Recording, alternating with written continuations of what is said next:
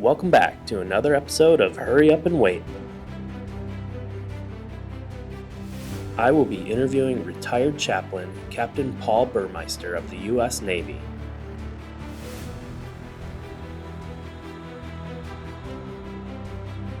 We are taking on the Double J's Thoroughbred golf course to see if we can break par.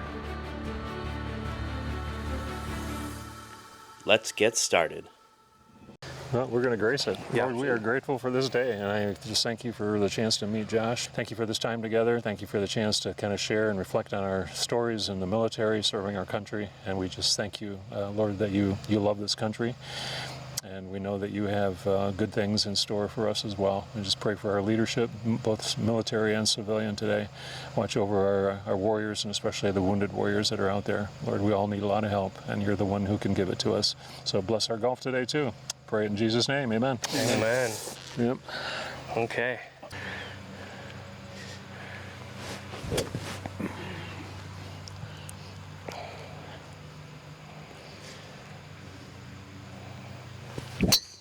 There you go. Okay.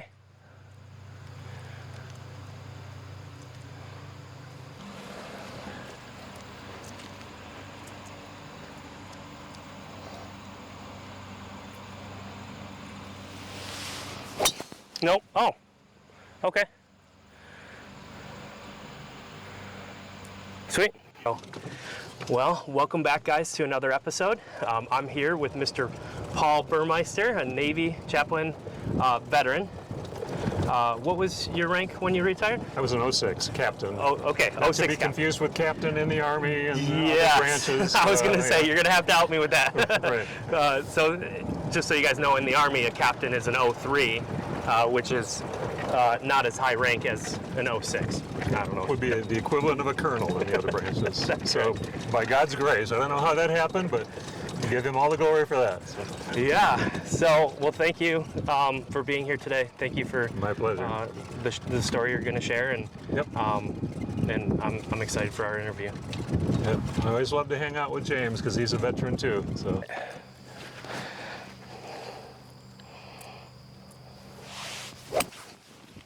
Like that. I think you're going to like that.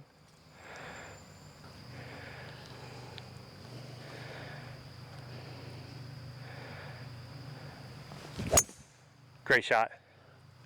Too far right. Yeah, it's a little right, but we'll see what happens.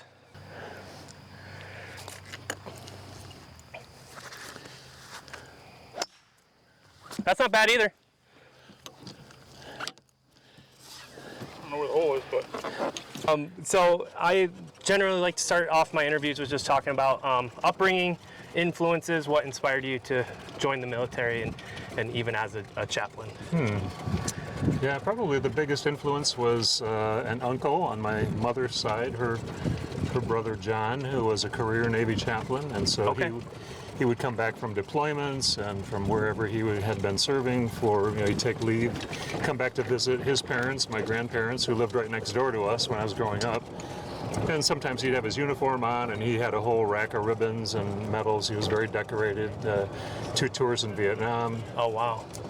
I like that one too. He was in Beirut during the bombing of the Marine barracks. Like during that. Yeah. Wow. And so he was a great Navy chaplain, and so he had amazing sea stories to tell. And chaplains do not go into combat, so even though he was near combat, he was usually stationed in the rear. But he dealt with a lot of guys who, in Vietnam, of course, especially, that were pretty wounded, and obviously fatalities there. So he dealt with all of that, and even though that was hard to hear, and I was kind of scared about going into a situation like that, it intrigued me, and I wanted to help people. Mm-hmm. Really felt the call of God to do something, to minister, to try to just make life better for people. So Yeah. that was probably the biggest factor, I would say. Okay. Yep. So I can just Yeah. talk. Yep. So another influence, I think, for my decision to want to serve in the military was my own dad was a Army veteran. Oh, okay. Served in World War II. Actually kind of signed up before he was even out of high school. He was 17, underage, but I think by the time he actually got in, he was 18. But He was young, and a lot of his brothers, he came from a family of 12 kids, I think 5 or 6 other brothers, and almost all of them served in the military. But so Dad was a T4, a technical sergeant, Okay. in a transportation group. Oh, nice. Kind of like Army Corps of Engineers type of a unit, I guess. Yeah. And he served in the China, Burma, India campaign. But Dad did not talk a lot about his military experience while we were growing up. He was like so many veterans, it was kind of a closed book, and you had to really pry that one open if you wanted to hear the stories. So it came out later, though, as he got older. That one other influence, I would say, when I was in seminary, the guy who was our professor of pastoral care and counseling, a guy named Stan Rock, he was a Navy chaplain, and he was a captain. So he had been in the Navy a long time, and so he was actually still doing his reserve duty, weekend warrior stuff while I was in seminary. So occasionally I'd see him in his uniform around the seminary hallways and talk to him about what he was doing and that, and he was quite an inspiration. So, Oh, nice. Okay. All right. Was it more in seminary than when you were making that decision, or? It was, Okay. yeah. Actually, after my first year of seminary, I spent some time talking to Dr. Rock, this professor, and he encouraged me to check it out. And actually, occasionally we would have recruiters from all the different branches of the military come to the seminary looking for chaplain candidates. And the Navy seemed like the one that I wanted to go into. I grew up on the water in Oceana County, real close to Lake Michigan, right on Stony Lake, for those that know this area. But because my uncle was a Navy chaplain, I just felt like an immediate draw to the Navy. Yeah. So the Navy had what they call the chaplain candidate program. Okay. And you go in while you're in seminary, and you do your boot camp experience, which mine was in Newport, Rhode Island, for 12 weeks. Yeah, there's mine. And Yeah, there's 3 of them. Oh, Maybe mine bounced back in. Okay. so that's what I did. My basic training was in Newport, and I did that between my first and second year of. No, it was between my second and third year of seminary. And that's like basic training for all officers. Yeah, at Newport they had the basic candidate school for any commissioned officer, and then they would split off into their different specialties or disciplines, whatever they were pursuing after that. But the chaplains stayed right there at Newport for the entire time. Okay. So, yep. So not just softies, just getting in. Like you did the work. We did the work. Yeah. Yeah, it was kind of funny. In boot camp, we had a Marine Corps gunnery sergeant as our drill sergeant. Okay. And he struggled so much with how to deal with a bunch of chaplains. I mean, a bunch of softies, out of shape. And a lot of them, like the Roman Catholic priests, they needed them in the military, so they were granting age waivers. Oh. So we had a guy, I think the oldest one was 56 years old. And wow. Yeah, he was pretty heavy. So yeah, that's fine. I'm not trying to roll the cart. This is a pretty big hill. So it was pretty challenging for a lot of us to do the calisthenics and the PT stuff. So we were unified in our resolve to get through it together and say, yes, I survived boot camp. What was that? What was your first impression of basic training? Did they like scream at you and like? Well, it's Navy. Do they scream at you in the Navy? Oh yeah. Well, the gunnery sergeant, I think, felt compelled that he had to do a certain amount of that just to kind of get our minds set on this. This is not a camp for sissies. Sure. Okay. And chaplains have to be good naval officers, just like everybody else. Yeah. Their specialty is their ministry, but they still have to function as staff corps officers. Sure. Within the military. So, yeah, he didn't want to let us off too easy. But Okay. So what you're saying is the Marines are part of the Navy. They are. They're a function of the for Navy. any Marines out there that are watching, yeah. Little You don't brother. need to apologize for that. The Marine Corps is here. I did 9 years serving in the Marine Corps, and I loved every minute of it. So, more on that later. Okay. Cool. So anyway, yeah, I mean, being in Newport, right at Rhode Island, is not a bad place to go for boot camp, because when you do get some time off, there's some pretty awesome things to do and see around Rhode Island. It's not a state I ever knew anything about. Sure. It was, Yeah. And you make friends for life there, obviously. Oh yeah? Cool. She also just received her Medal of Honor. For what? I don't know. I haven't asked yet. Nice. Good for. That's a good hit. All right, we secured bogey. Is that close enough to secure bogey? Yeah, I'll put it in. Okay, bogey secured. Go. That might not be enough, yeah. Get legs. That's not even close. This is the downfall of not being able to warm up. Yep.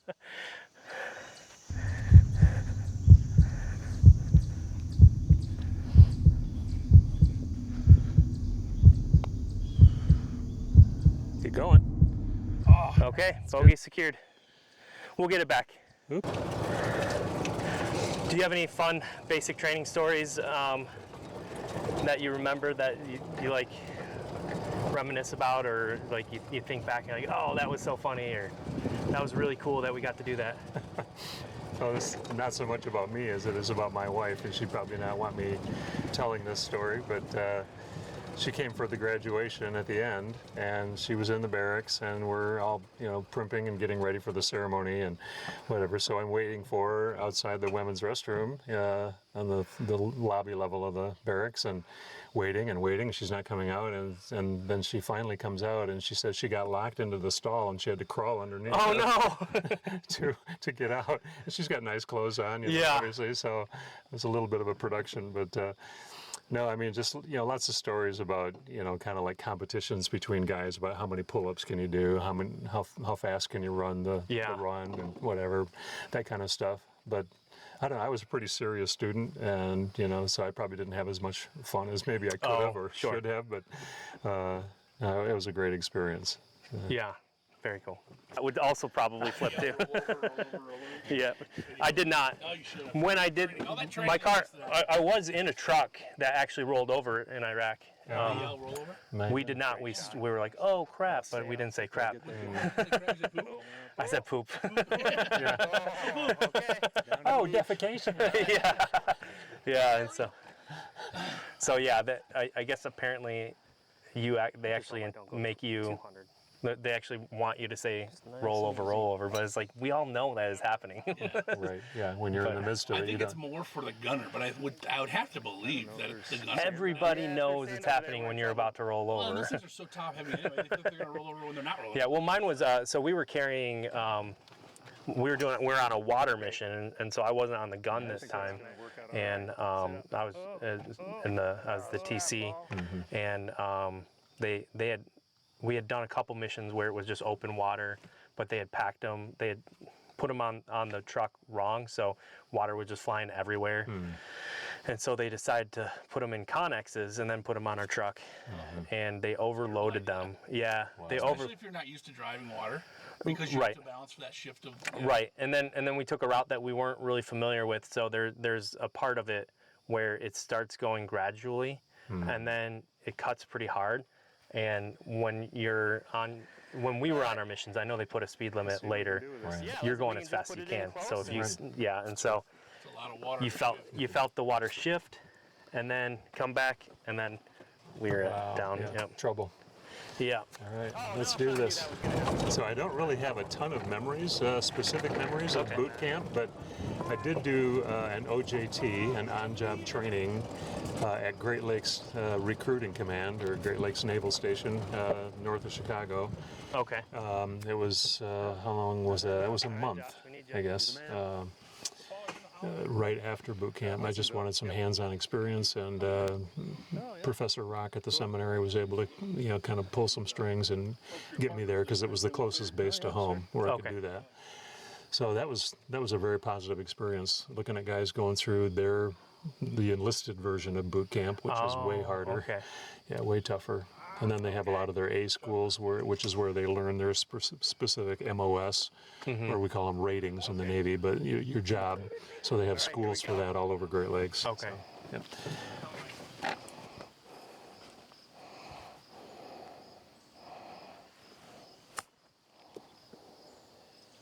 All right. Oh no.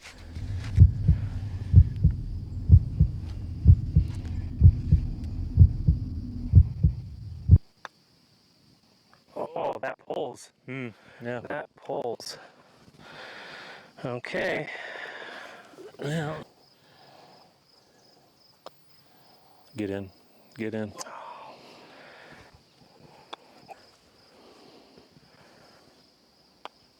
Oh.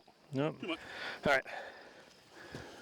So yeah, I finished my experience at Great Lakes, and that was a really positive experience. I got to meet a bunch of other chaplains who are serving there, stationed at Great Lakes, and talked to them about their experience in the Navy, and right there at that command. So it was a good learning experience, and then I was back to school for another year. Okay. And then I got Like a Navy Chaplain school? Or no, is it just back to college? seminary. Okay, seminary. Yeah, finishing my Master's of Divinity. So Okay. yeah.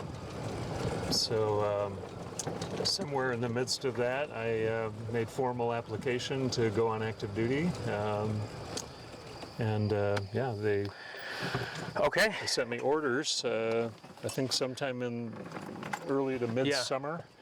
To go to Naval Air Station South Weymouth, Massachusetts. So That south, was your south first of Boston. Active duty station. Which is a little bit unusual for a first assignment for a boot chaplain, brand new to the service. Typically they'd send you to a ship, Oh, okay. but they needed somebody there at that particular time, and for whatever reason. I mean, I know that now it was all by God's design. Sure. But it was basically just a little chapel community. It had a squadron of fixed P-3 Orion aircraft, submarine surveillance aircraft, Okay. and then a light helicopter squadron, HSL-74. And then there was also a Marine Air Group on that base, FA-4 or A4s they were, fixed wing, and then HUAWs, Okay. helicopters. Yep. So yeah, I got to mingle with both Marines and with sailors on that base, and it was nice. And what year is this? I was there from 87 to 90, so I was Okay. ordained in August of 87 and was on active duty by September 1. Nice. Yep. No, I got it. All right, we're good.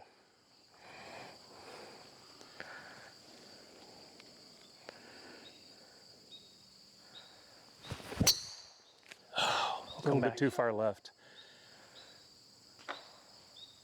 Preacher's bounce. Did he go to the right? I don't know. Not even Okay. membership bounce. That's funny. Preacher's bounce, though.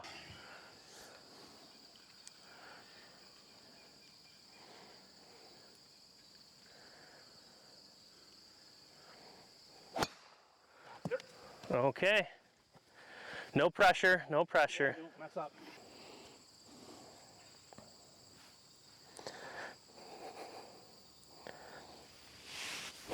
Nope. Right into the woods. I even moved to the right. Okay, so hopefully we got that preacher's bounce you talked about. We'll drop Here, one let's grab. Yeah, we'll do a drop. So, Par 5. So, So that's, the next dog leg is 237. It's 192 to the water. all right. Well, it's going to be in the fairway, but that's not going to help us much. Okay, give it a whack. Maybe just kind of a light one. I don't know. We'll see. No! Whoa! That one did gone. not get a good bounce.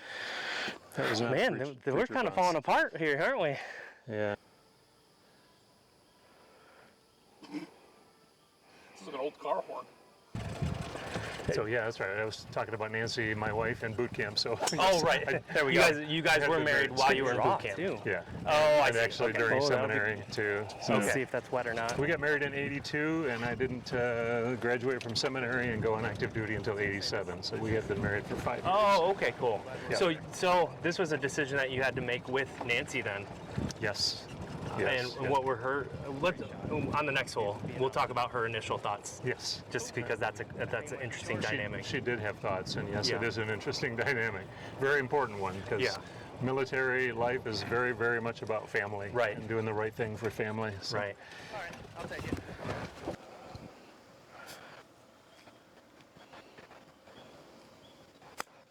Okay. This is fine. Oh, going.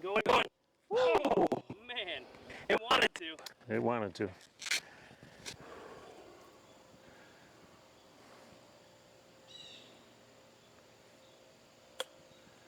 All right.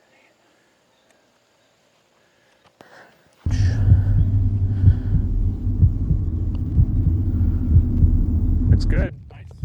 Okay. Very nice. Very nice. Was sehr gut. I was playing with, so we're gonna take a little step back in your story and talk about the decision that you made when you made it, because you were married at the time, Right. and so now you and Nancy, it's not, Yep. you're not, you have to consider your family Right. when making this decision, rather than a lot of people Yep. join when they're single. Yeah, even the decision to go into the military, to join active duty and try military chaplaincy, institutional ministry instead of parish ministry, just being a church pastor, was a pretty big decision. But I kind of had a sense of disillusionment, I think, about where the church was at that time. And I felt like military chaplaincy provided a good opportunity for kind of a mission field, because there's a lot of people out there who need to know the Lord. They need, they need to get to know God and how He can help them on their journey. So, I just felt like, tending a flock and shepherding a flock in a church would be a great experience, I'm sure. But I was intrigued by the idea of, going into the military, and, you're not really permitted, according to statute, as a chaplain, to proselytize people. You can't become a flaming evangelist and try to convert every single sailor, Marine, or soldier to, your perspective of the faith. So you just have to be there for people. It's a ministry of presence, and it's just about, loving them, caring for them well, and if they ask you, why do you do what you do, or how is it that you became a chaplain, or whatever they ask, that becomes an open door. Then you can begin to share a little bit about your hope in Christ, or talk about salvation issues with them. But it has to be at their prompting, not yours. So Yeah. I think that's an important distinction, and that has to be honored, I think, for chaplains to maintain their place in the military. Because now, when I first went in, all we had was Protestant, Catholic, and Jewish chaplains. But in the time that I was there, we added Muslim chaplains, Buddhist chaplains, even Wiccan chaplains. I think that was in the mix. I'm not sure if that got actually finally approved, because they didn't have any candidates. They didn't have anybody who wanted to join as Sure. a Wiccan. So I don't know if that materialized, but at least it was in conversation. But basically, any religious group that's recognized by the IRS as a faith group would have the legal right, according to our Constitution, to serve as chaplains in the military. Now, but those chaplains would still hold to the same standard of not proselytizing them. Everybody's supposed to honor that. And are you supposed to know enough about so if let's say you're the only chaplain on base, and let's say Muslim comes to you, Yep. are you supposed to be able to know enough about the religion to kind of shepherd them in their religion, or? Not really. Okay. We did during recruit training, boot camp, and then also in seminary, study of comparative religion. So we had a fundamental grasp. Yeah, I knew a little bit about Islam, a little bit about Buddhism, but just enough to be dangerous, as we like to say. Sure. But it's interesting. It was one of the parts about chaplaincy that I enjoyed, was to ask people of other faith groups, well, what is it you believe? How did you come to that belief? Was it just because you were raised in it, or did you adopt it later in life? And if so, why? What attracted you to that? And that kind of thing. So that makes it very interesting. But typically, if like at Naval Air Station South Weymouth, I was the only chaplain. So if a Muslim sailor came to me and wanted ministry, then the rules for the chaplaincy are for religious accommodation, to provide as best you can for the faith needs of that individual. If they need space to worship or to pray or whatever, I mean, we can't spend a lot of money providing the things that they need for their particular form of worship, because we don't have the budget for that. But as long as they're asking for it, we try to accommodate their request as best we can. So and I would maybe try to contact an imam in the case of a Muslim sailor out on in the community somewhere nearby, and say, hey, can you connect with this sailor and provide some ministry to him? And they were always very open to that. They appreciated that. So Cool. So then, when you were making that decision with Nancy, how did that dynamic and that decision happen? Yeah, we knew it was a much different context for ministry than going into a regular Reformed church, which is the denomination that I was raised in, and the seminary that I was at was a Reformed Church in America theological school. So we knew it was going to be a lot different in that sense, but we looked forward to the experience of just rubbing shoulders with people who had no faith and being able to, Thank you. share with them about the Lord, hopefully. But really, since I was the station chaplain and they had a chapel there and they wanted Protestant services conducted, it was kind of like having a small church of my own. Oh, okay. So members of the base community there came and worshiped every Sunday, and so I preached, and we had a Sunday school, and we had Bible studies going on. We did fellowship events. I mean, we had all the things that you would expect to find at a normal church on the outside. And it was a group of about 120 to 150 people. Okay. And the attendance would fluctuate a lot, based on people coming and going, that kind of thing. But yeah, it was a very positive experience. So right after our Protestant services were done, we would all clear out, and we had a little buffer of time in between for fellowship. But then the Roman Catholic community would start to show up, and we had contracted with a priest on the outside to come in and conduct Mass for all the Roman Catholic sailors and Marines and their families. So that was kind of neat because I got to build a relationship with some of the Roman Catholic community doing that. Nice. So yeah, I mean, if you're open to it and if you're teachable, you can learn a lot about the other faith groups, the other denominations, and all of that kind of thing. Yeah. It's very exciting. But for Nancy and I, it was just a great learning opportunity and just kind of walking into the unknown. And Yeah. we walk by faith, not by sight. And so for us, it was just a faith venture. But we were glad to be outside of the institutional, the denominational structures of, the church, just because it was something fresh and different. And, I felt in a lot of ways like the mainline churches were kind of stuck. I mean, they were providing well for the sheep of their flock, but a lot of times their mission and evangelism programs were pretty nominal, and there weren't a lot of people coming to Christ. I mean, very few baptisms, new converts during the year, that kind of thing. So, it was good to consider something different. Yeah. Yeah, and you weren't always a chaplain. That wasn't going to be originally your or even pastor.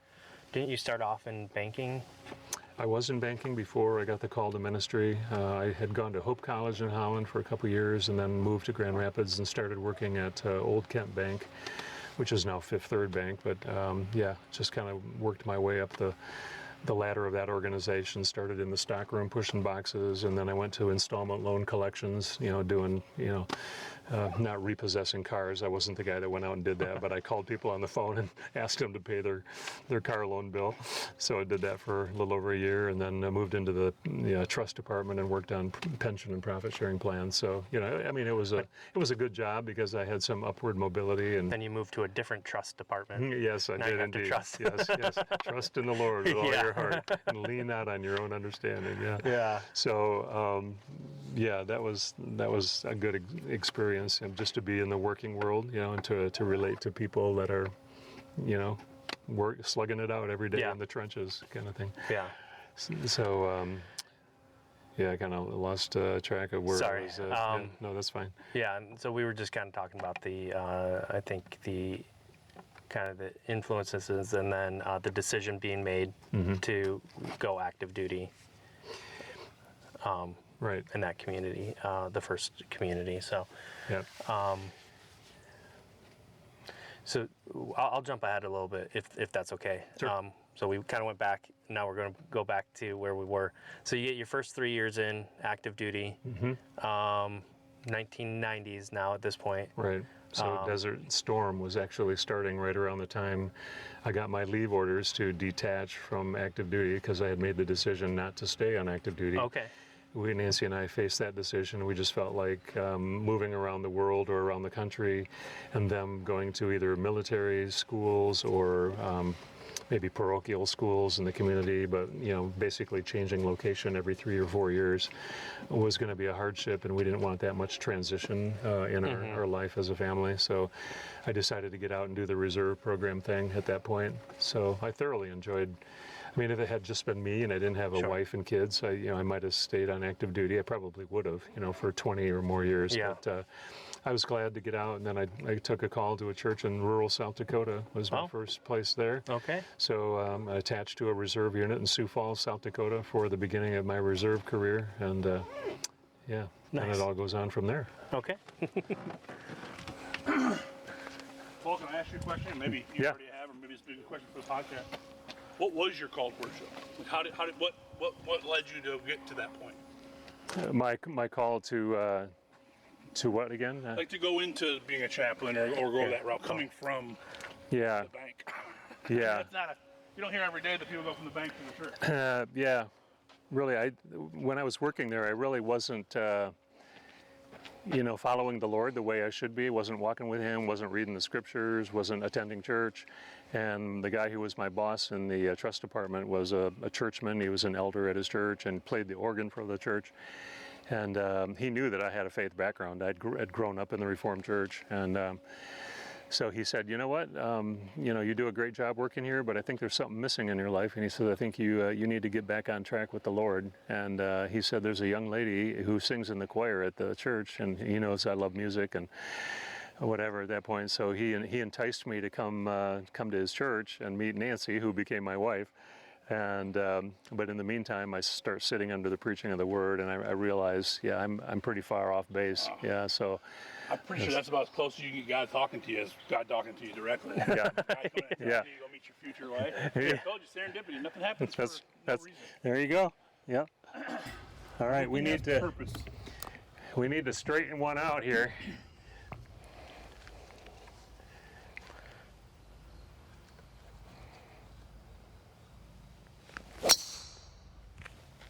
Nice. You're on the same. All right, let's go. Hey, you called it. Good deal. So what we got to do is just start talking about Nancy before we shoot. We'll be good. It's golden. That sounds like a gunshot.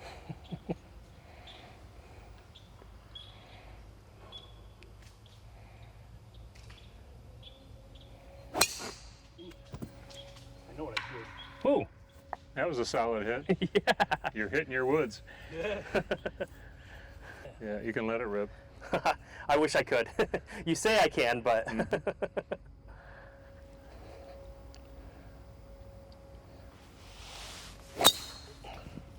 It's nice and straight. yeah, it went really high though, so it's not going to go long.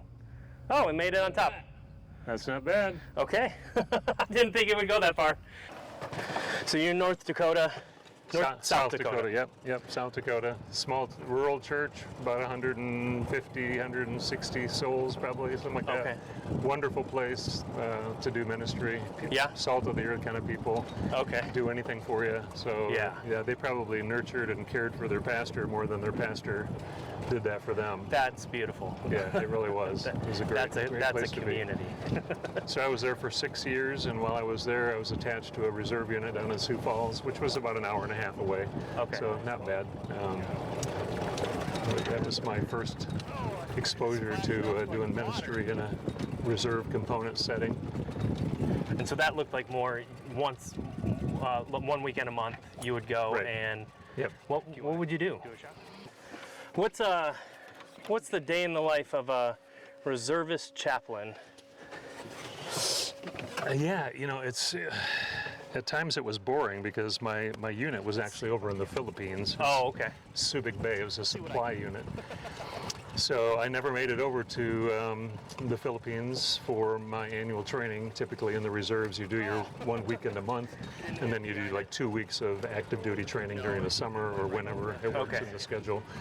So I wasn't in that unit long enough to actually get over to the Philippines, but so basically I focused my ministry just on the people in my reserve unit and on the active duty staff that were serving the reserve center right down in Sioux Falls. So just spend time talking to them, ask them how their family life is doing, if they're single, how they're doing in life, you know, with their jobs or their schooling or whatever it is.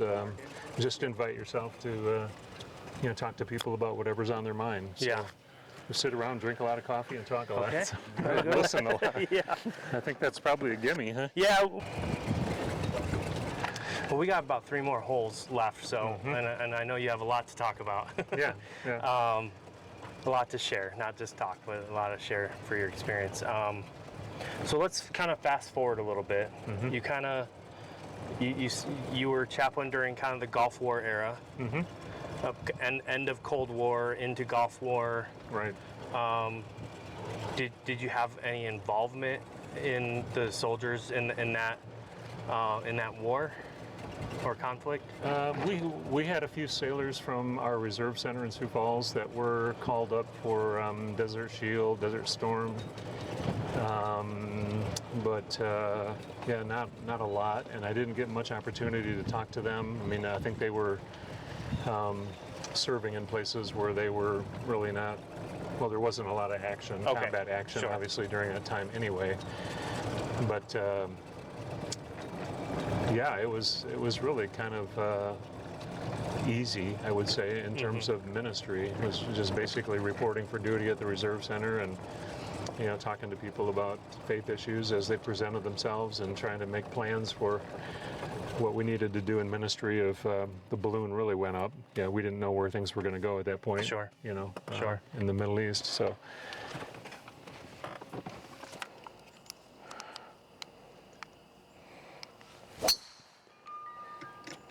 Yeah.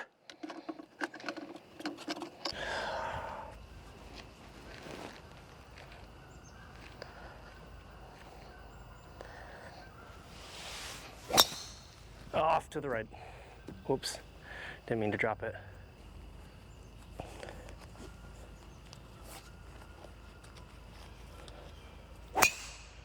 There it is. You're the man. Awesome. Look at that baby go. Nice. Yeah, I don't know what I expected really going into the reserve program. I mean, chaplains typically, are, if they're serving in a church at least, don't have to drill on Saturdays and Sundays because they need to be in their church on Sunday. Okay. So I would drill on Friday and Saturday. Well, on Friday, the rest of the unit was not there. It's up farther. Oh, okay.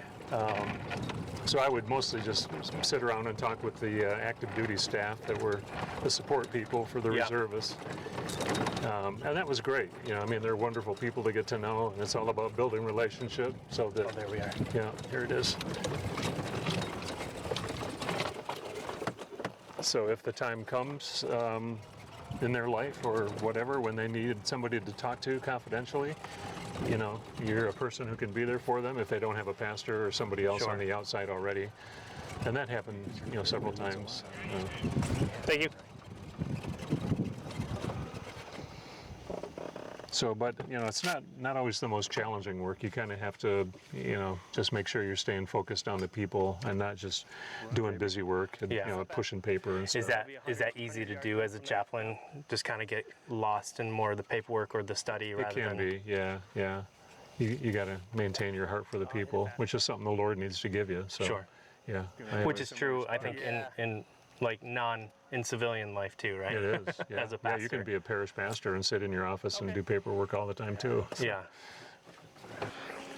Yeah, I think our subpar round is probably escaping us at this point. Yeah, I think you're right. But at least we're having a good time. Absolutely. This is the point where we start talking about the good time that we're having. Yeah, yeah.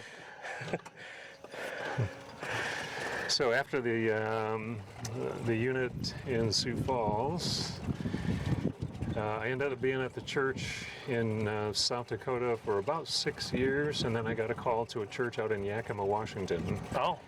Another Reformed church, and so I was there, and so I needed to attach to the closest reserve center, which for where we were in Yakima was to Spokane. Okay. So close to the Idaho border there on the far east side of Washington State, and that was a great reserve center, and that was where I got attached to Marine Corps units. Ah, okay. So I was with initially a Marine aviation air group, Okay.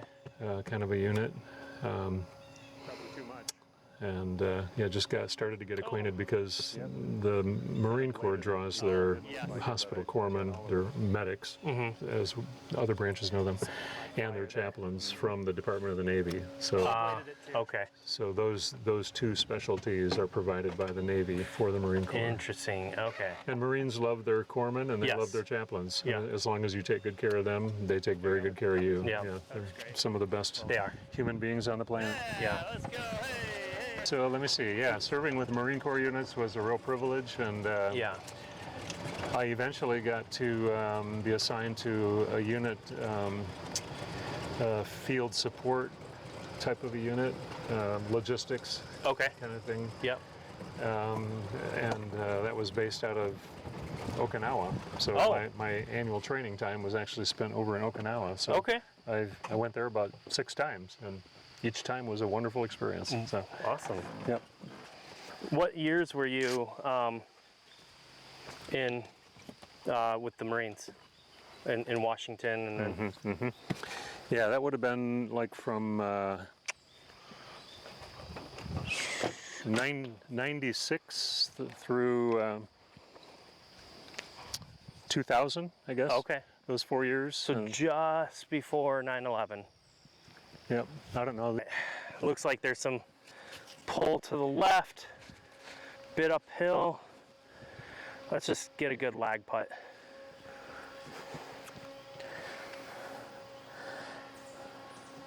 Little kind of a dip in there too, but I think I'll push through it mostly.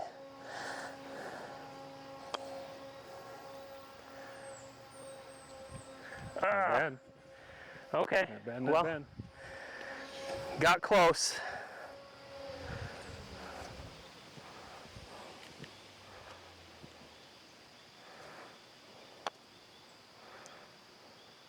That's great. Great looking putt. Oop.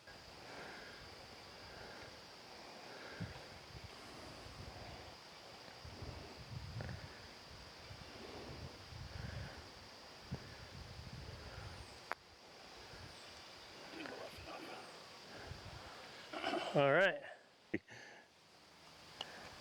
Ah, there we go. All right. Did we finally get a par? We finally got our par. The momentum's back. So after the church in Yakima, I moved to Holland, Michigan, Oh. close to where I'm at now. Okay. Took a call to a church in Holland and affiliated with a reserve unit down in Great Lakes, Illinois. Okay.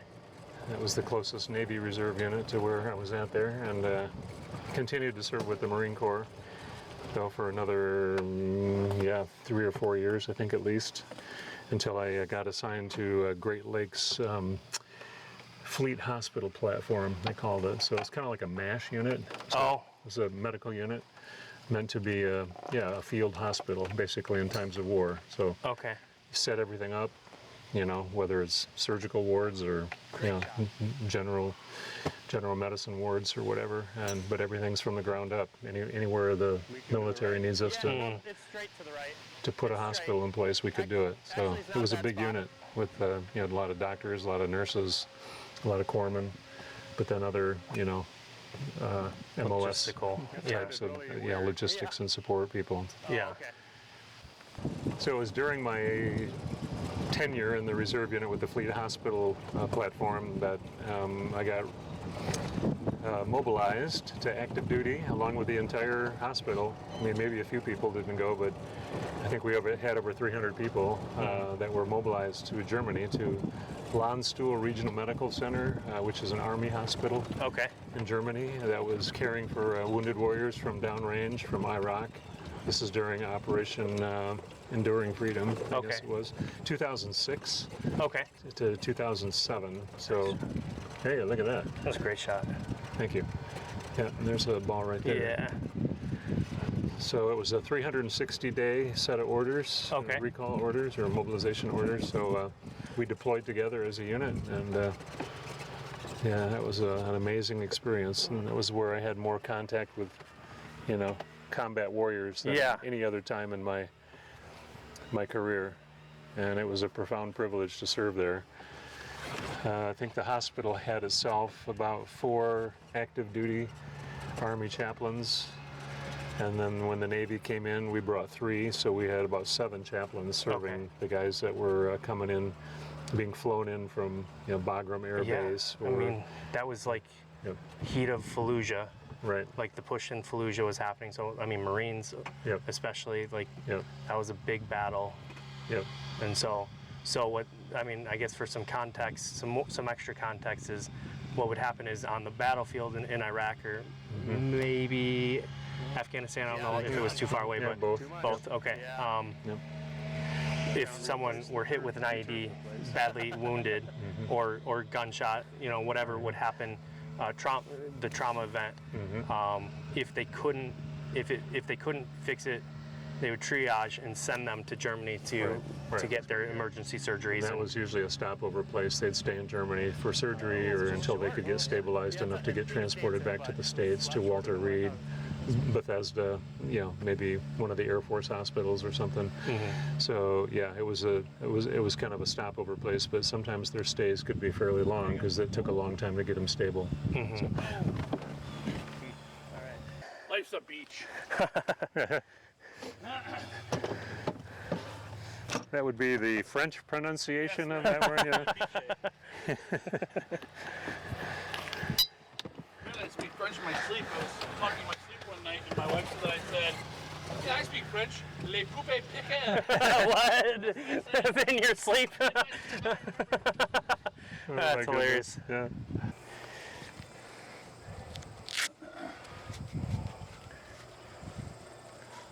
Uphill and left to right, I think. Yeah, that's what I'm saying too.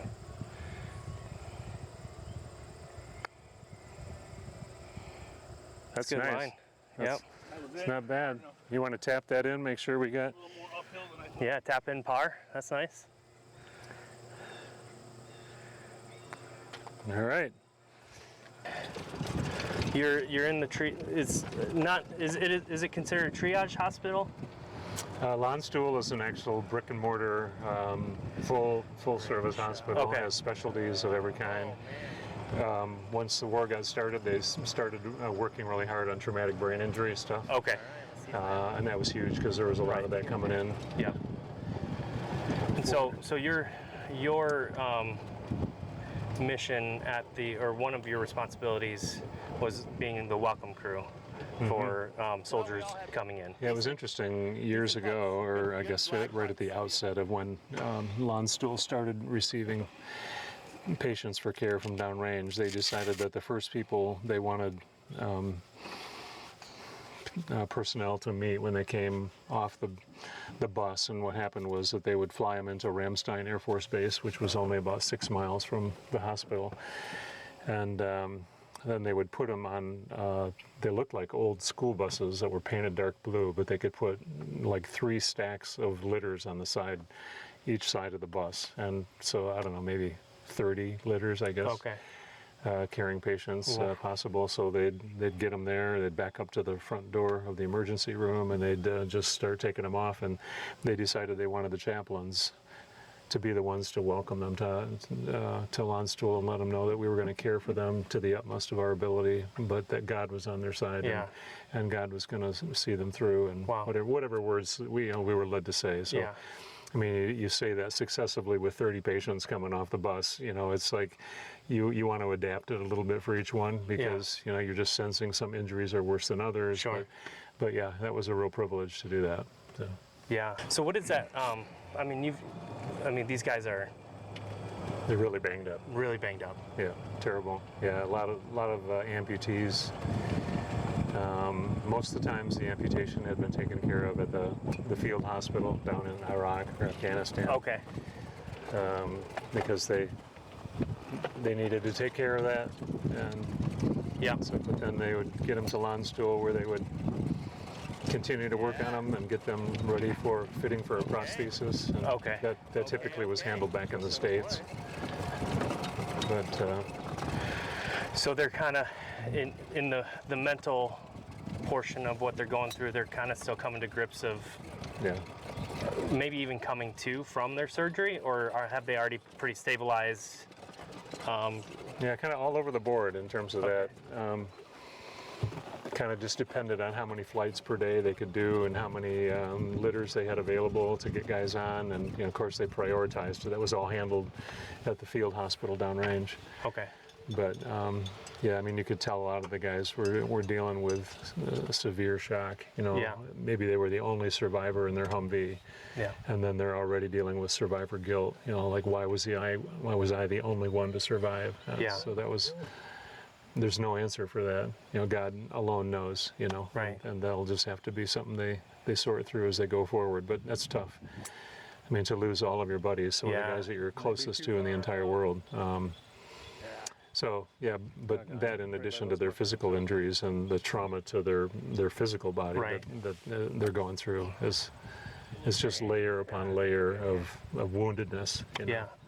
So and then chaplains would make the rounds to the intensive care unit, to the burn units, to the wards, and there were guys in all different stages of recovery and whatever. Yeah. So we as chaplains, as we got on the wards, I mean, we were working a lot of hours. It was long days because initially there were a lot of patients. It slowed down a few times during the year that we were there. Okay. But, yeah, we would take turns hitting the intensive care ward, take turns, going to like the burn section, which is usually a part of intensive care. And that's like really painful to go through. Yeah, burns are some of the most horrific, and a lot of times those guys were just living on a morphine drip. Yeah. So they weren't all that conscious. Yeah, that's really intense. And when we couldn't really have conversation with the patients, with the warriors, we would just usually stand there and pray over them. Yeah. I mean, what else can you do? Yeah. And sometimes they had family members there, but we're in Europe, and most of their family members, if not all, are back in the States Right. somewhere. So some did come over, though, which was great. So if they were in the room, we'd talk to them, encourage them, pray with them, whatever they needed. But you start to experience what Henry Nouwen called, being a secondary sufferer, because you kind of enter into their pain. I mean, you just look at the situation they're in, and it feels so hopeless. Yeah. But we know as chaplains, there's always hope with God, because He can do the impossible. He can heal anyone. So, Yeah. and we always try to communicate that hope to the patients. So. Yeah. Looks like it's a little bit downhill, and it's probably going to break to the right. Yeah, I feel that.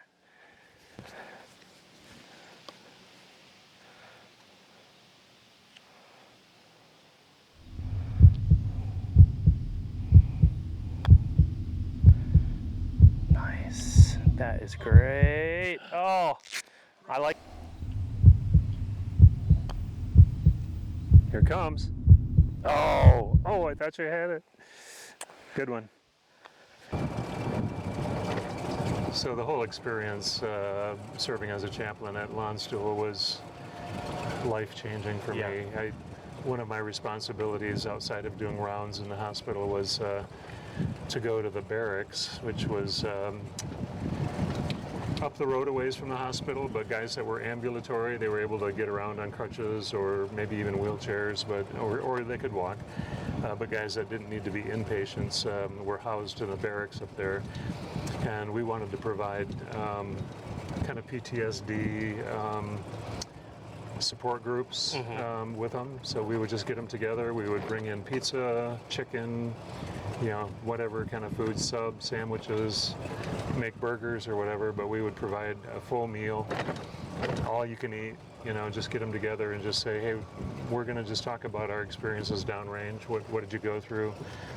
How are you doing with processing what you experienced? Yeah. And we'd usually have groups of, at least 6, but sometimes it got up as high as 20 people. And, in a group like that, you get some that are real talkative and others that don't talk at all. So we would just try to exercise as much as we could group facilitator skills to draw out those who were being pretty quiet. Because we knew that they had important things to share, but they were just struggling to get started. Sure. That kind of thing. But that was, one of the probably the best treatment modalities for PTSD was for people to just describe what they experienced downrange. If they were hit by an IED or if they took, gunfire from, a position or whatever, and then how they responded, what they did in the moment. Yeah. Would you do anything different? What was happening to the other guys on your team? How were you handling that? Just all kinds of stuff. Really, whatever they wanted to talk about. We had no agenda other than just the floor is yours. What do you feel like you need to say? Yeah. And that proved to be helpful for a lot of them. For others, I think they were just getting started and they didn't know really how to enter into that very well. They would come and check it out, and then we wouldn't see them again. So, Sure. Which is fine. Yeah. I think there's this myth that goes around, and I understand where it started from. It says people who talk about what they saw didn't really experience anything significant, type thing. Yeah. And I think like part of it, I think, comes from like Vietnam, the like Green Berets who like signed. I mean, they're like even more secretive than the Green Berets, but they Right. signed a paper saying like you can't talk about what you went through. Right. And then so everyone thinks that they have to measure up to that, but like I feel like talking is one of the most important things that we can do Right. for ourselves and for others, Yeah. because then it's giving other people a space to share in like, Right. oh yeah, I went through that too. And they say that for some people it's important just to hear yourself talking about it, because maybe you haven't opened up about what you experienced to anybody, Yeah. but just to hear your own voice and to say, hey, this is me. I'm talking about my own experience here, and it was horrific. It's like beyond words. So just to begin to put words to it was significant. Yeah.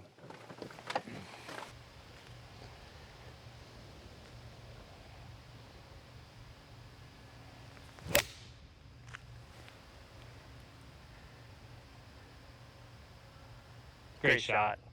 Did it get on the dance floor? It definitely is on the dance floor, yeah. We're along the way. Yeah.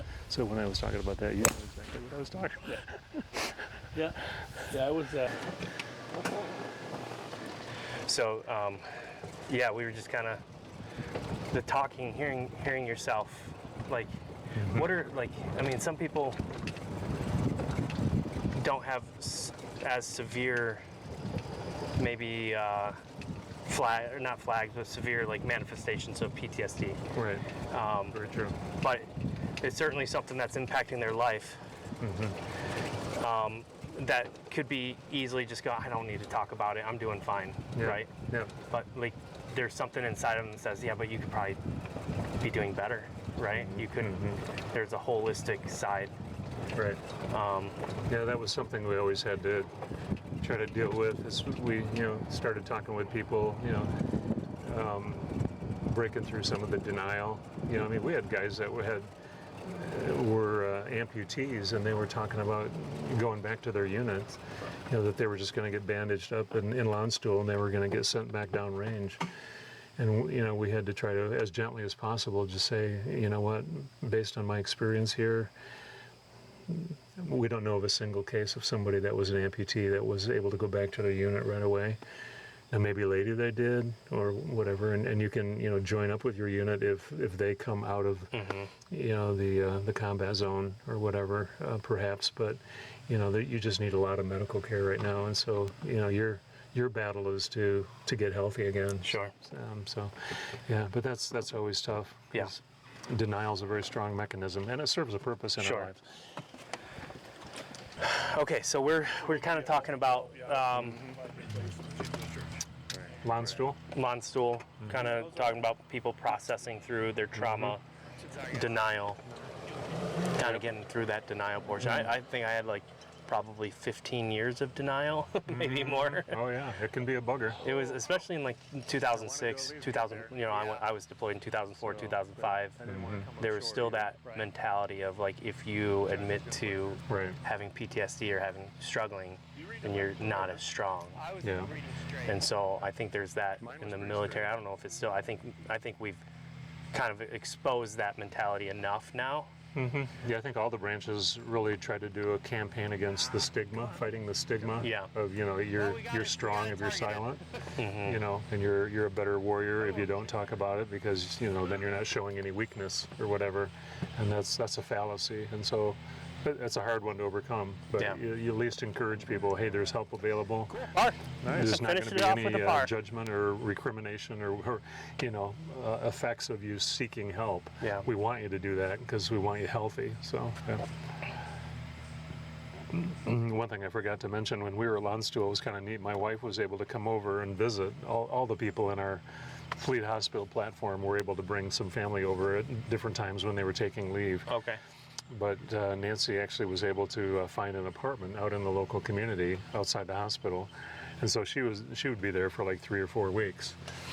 And she decided she wanted to spend her time productively, so she volunteered for the American Red Cross volunteer program in the hospital, which basically what they do is they go around the floors, the wards, pushing a cart that has games, puzzles, activities, painting, all different kinds of things that they could do just to, if they're laying there in bed and they want to do something other than watch the television, they could do some of that. So she was able to, go into cool. all the patient rooms and talk to them and see how they were doing, offer them some of those activities, and that really meant a lot to her. She got into some pretty significant conversations just being a caring person, Yeah. and just doing that. So.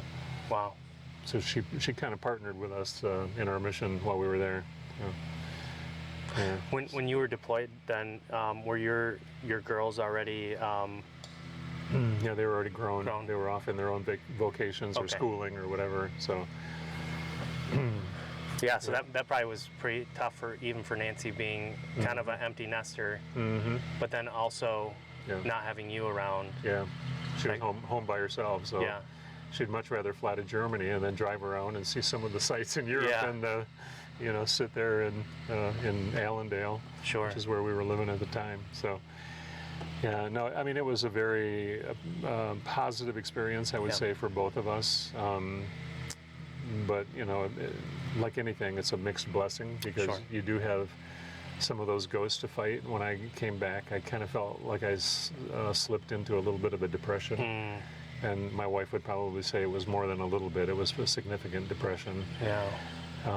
You have such a sense of purpose when you're there doing Yeah. what you're doing, and I'm sure the doctors and the nurses and the others in our unit that were over there, every day was a significant day. Right. You're holding, people's lives kind of in the balance, Yeah. and in your hands, these guys so. are like Yeah. kind of war heroes. Yeah, oh, right? definitely, And yeah. you're caring for them and thanking them, and Oh yeah, yeah. and The vast majority of them, I assume, received Purple Hearts for Yeah. their service, after what happened. So, yeah, it was a very positive experience. But I didn't recognize, kind of low-level PTSD in Sure. myself right away either. It wasn't until I sought out some counseling after I'd been back probably 9 or 10 months. Okay.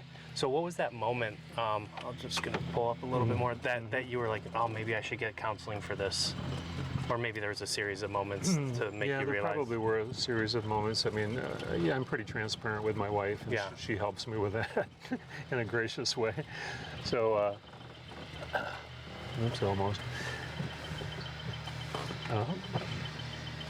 So, whether it was something that she said or it was just some encounter with one of the parishioners in the church who, at some point kind of turned and looked at me and said, "Are you doing okay?"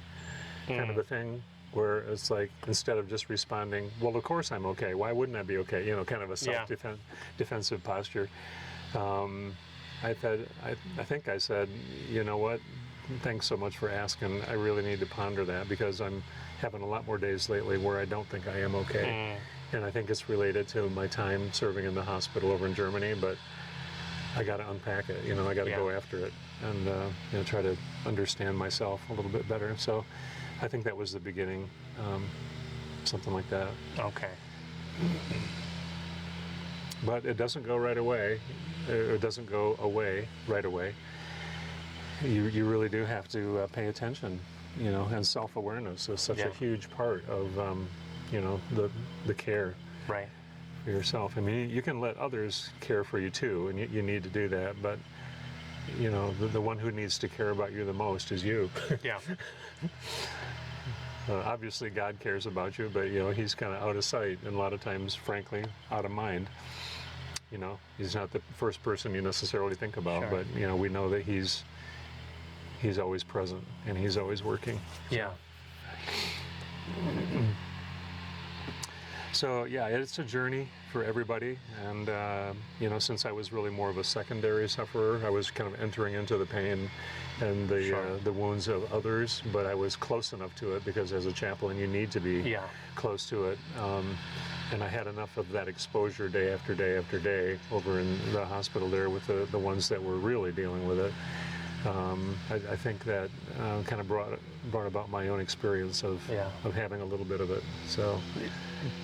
Do you mind? I'm going to maybe go back a little bit, and feel free to say no.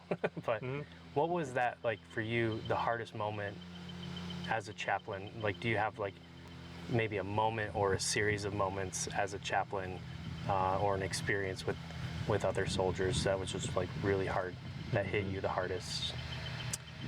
Or shocked you? Yeah, I think probably it was one of the burn victims that came in. He got trapped in a burning Humvee, and they couldn't extract him fast enough. I mean, they got the fire extinguishers there as quick as they could and everything, but he was just not able to get out. He was trapped inside somehow because of the wreckage or the damage that had been done. So he was burning alive, and he came in with about 90% of his body burned. Wow. I mean, he was really a mess. And you go to his bedside, and he wasn't conscious. But I just look at this man, and you just want to cry because he had his whole life ahead of him. He had a family. But the statistics are that if you are burned with that much of your body, the recovery is so long and it's so painful that the body just can't sustain it. And I don't know what the statistics are, but a lot of them that have that percentage of their body burned just don't survive. Yeah. So he was still alive when we put him on a plane back to San Antonio, I think it was. They have a specialized burn center there, and I never heard what happened to him, but that was one that will just always stand out in my mind because I felt so helpless to do anything but stand there at his bedside and kind of weep and pray simultaneously. It's like, Lord, hold this soul, this this body in the palm of your hands, and somehow let him make it, and get through all of the surgeries, all of the recovery that's involved with burns. I mean, it's a horrific journey. Yeah. Man. So, yep. That's hard. So then, so for your counseling sessions, if you don't mind, just like you don't even have to talk details, but what does that look like to progress through PTSD? I mean, I know yours was, you kind of downplay it a little bit, saying it's like secondary, but it's like you still have, you know. Yeah, you still need to get after it and, recognize that there's something not quite right, because I had some bouts with depression in the past, but this felt somehow deeper or different. So I knew I wasn't going to just pull myself up by my bootstraps and everything was going to be great. It was going to take some work. So I ended up actually connecting with another seasoned pastor whose judgment and experience, everything I had a lot of respect for. And he actually had quite a bit of experience and training in counseling, so I knew that he'd be a good place to start. And as it turns out, I just continued to talk to him. It was a little bit more of an informal relationship. I mean, it was definitely counseling, but it was just what I needed to kind of get over the hump, I would say. But just being honest with myself about, I got some brokenness in me. Sure. And, whether it's soul wounds, something that reaches way down to the core of your being, or if it's, something closer to the surface. I mean, it's still stuff that you got to contend with. Yeah. Because it affects your performance on the job. It affects the relationships that you're in with your family and others around you. I mean, you're carrying a burden, so you got to unpack it. So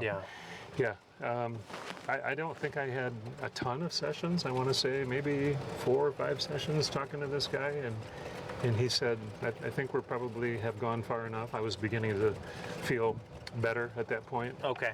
And he said, I'm here, call me anytime. Is it sometimes just having somebody Oh, help, yeah. like just knowing that, like, okay, Right. somebody is here listening. Like, Yeah. kind of how you said practice being present was a chaplain kind of thing, right? Yep, yep. Is that kind of like just having somebody present with you that you could be honest with, or? Yeah, and he'd been in enough counseling situations with people that he was able to really relate. I mean, he was an old enough man. He had a lot of life experience, and so even though he hadn't served in the military, he definitely, I think could understand a lot of the dynamics of what I was going through. My counsel to people would be just pay attention to the signals. Look in the mirror. Be honest with yourself. Pay attention to what's going on, and listen to the people around you that really love you. Because if they speak truth to you, that's because they care and they want you to, be all that you can be. Not to quote a famous slogan. No, really, just to be a happy person and enjoy life. And PTSD can really ruin your life. If you let it. Yeah. It's a horrible thing. But there's a lot of help out there, and there's a lot of veterans programs, of course, the VA, and so many places we've learned a lot about that, and also traumatic brain injury. That was another thing that I mentioned earlier, that a lot of the warriors who came through Landstuhl, they just had horrible, TBI because of, you hit an IED and the blast, it just rattles your noggin, It does something to your brains. Yeah. And they've learned a lot in the last 20 years. It's been close to 20 years, I guess, since I was in Landstuhl, 2006. So, ways to treat that. Yeah. I think maybe something like in your observation, I know we talked about it a little bit, one thing that doesn't always get treated by, on an official standpoint from the government is our spiritual side of our bodies. Like if we're thinking holistically. Yeah. It's a key part of our recovery, because we're spiritual beings. God made us that way. I mean, it's just a fact. We have something the animals don't have. We're made in the image of God. So, yeah, that's an important part of who we are. And even if you're not a professing Christian, Buddhist, Muslim, whatever, you're still a spiritual being. So you need to get in touch with that and look at what's going on there too. In my own personal experience is that there's nothing like a relationship to Jesus Christ. I believe he is truly the Son of God. So reading scripture was a huge source of encouragement and hope for me.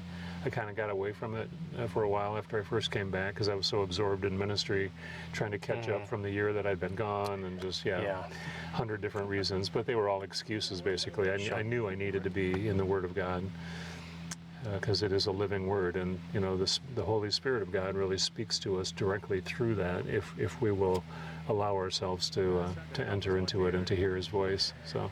Yeah. I'll make it quick too. So that in prayer, prayer can be a hard thing. I mean, as a discipline of the Christian life, at least, and maybe it's true in other religions too. It's something that you got to make time for, and you got to be, committed to it. So. Yeah.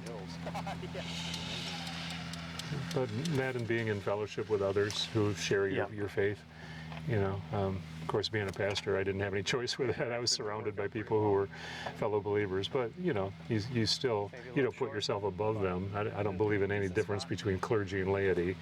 Sure. Some people will put pastors up on a pedestal, but that's not right, because no such distinction exists in Scripture. We're all just followers of Jesus. So, but anyway, that's another good source of strength and encouragement and comfort.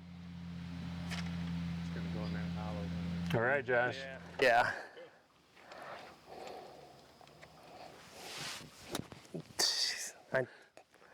I knew it. Here, I'll grab. Give it almost went through your ball. I know. This is really, really soft stop.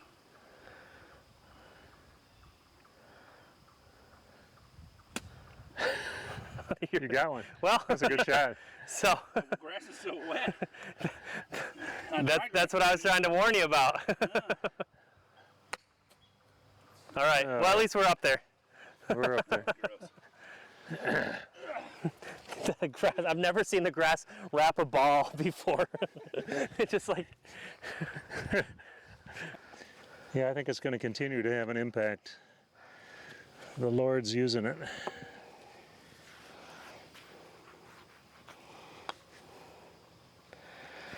ooh. Well, interesting.